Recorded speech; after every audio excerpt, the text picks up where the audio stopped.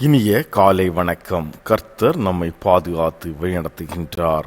ஆண்டவராகிய இயேசு கிறிஸ்து நம்மை நேசிக்கின்றார். இன்றைய வசனம்: நான் விடாய்த்த ஆத்துமாவை சம்பூரணமடைய பண்ணி தோய்ந்த எல்லா ஆத்துமாவையும் நிரப்புவேன்.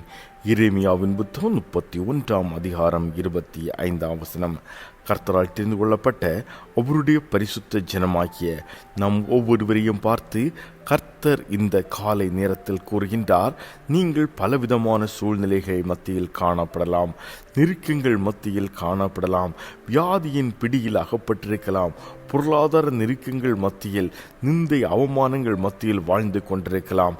இந்த காலை நேரத்திலே நீங்கள் என்னை நோக்கி கூப்பிடுவீர்களே ஆனால் நான் உங்கள் ஆத்துமாவை சம்பூர்ணமடைய பண்ணுவேன்.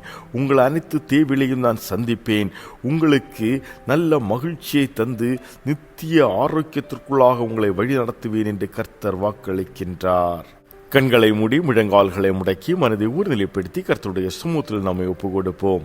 எங்கள் அன்பாய் நேசித்து விண்ணத்தில் எங்கள் அன்பின் பரம தகப்பனே, இந்த நாளிலும் காலை நேரத்தில் கர்த்தருடைய சமூகத்தில் காத்திருக்கும்படியாக கர்த்தர் எங்களுக்கு பாராட்டின அளவில்லா கிருபைக்காக உமக்கு நன்றி செலுத்துகிறோம். அப்பா, நீங்கள் பரிசுத்தமாக இருக்கிறது போல நீங்கள் தெரிந்து கொண்ட உம்முடைய பிள்ளைகளாகி எங்களையும் பரிசுத்தமாக்கி உம்மோடு கூட சேர்த்து அனைத்து பாதுகாத்து நடத்துக தகப்பனே. கர்த்தர் இந்நாளிலே எங்களுக்கு தந்த வார்த்தைகளுக்கு இணங்க எங்கள் வாழ்வில் காணப்படும் எல்லா சோர்வுகளையும் கர்த்தர் நீங்கள் மாற்றி போடுங்க. நிந்தை அவமானங்களை மாற்றி போடுங்க.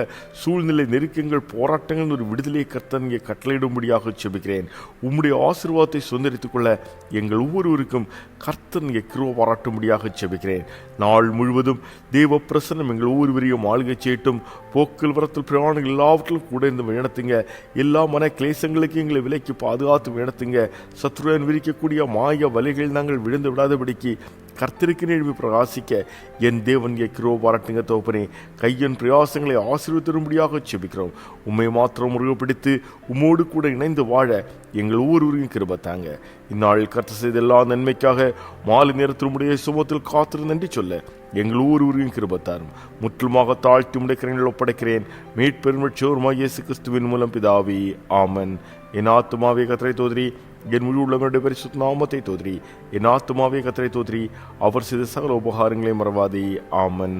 ஆசீர்வாதம் பிதா குமாரன் பரிசுத்தாவினருடைய கிருபையும் அன்பும் சமாதானமும் இன்றும் என்றும் சதா காலங்களிலும் நம் அனைவரோடும் கூட இருப்பதாக. ஆமன்.